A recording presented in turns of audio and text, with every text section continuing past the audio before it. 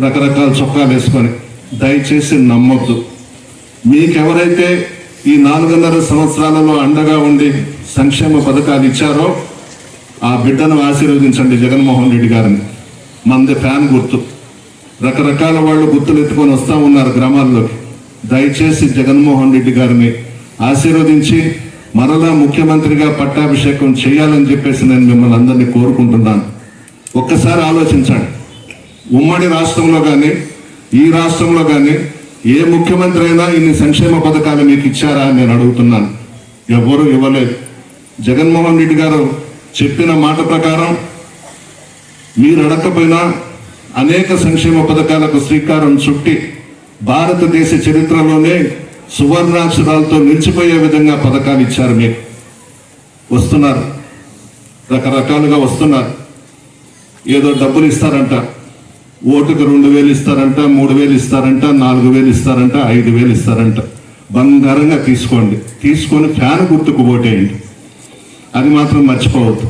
Fan Jaganmohan Reddy గారు మీరు చెప్పినవన్నీ మీరు అడగకపోయినా సంక్షేమ పథకాలు ఇచ్చారు.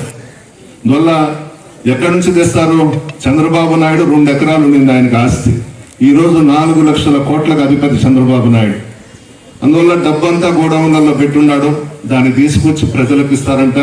బంగారంగా తీసుకోండి అమ్మా, వద్దన బాకండి. అక్రమంగా సంపాదించిన డబ్బే అది. జగన్ని మర్చిపోవద్దు. బూత్లోకి వెళ్ళిన తర్వాత ఫ్యాన్ గుర్తు మీద గుద్దండి. ఇది మీరు చేయాల్సిన పని.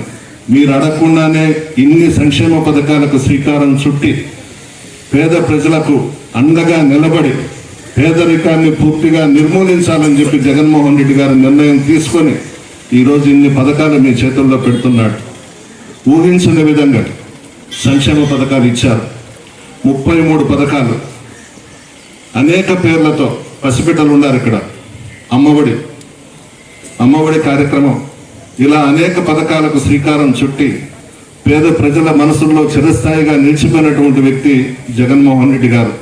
ఆయన్ని ఆశీర్వదించి మరలా పట్టాభిషేకం చేస్తే భారతదేశంలోనే ఆంధ్ర రాష్ట్రాన్ని ఒక ఆదర్శ రాష్ట్రంగా తీర్చిదిద్దుతారని చెప్పి తెలియజేస్తూ సెలవు తీసుకుంటున్నారు.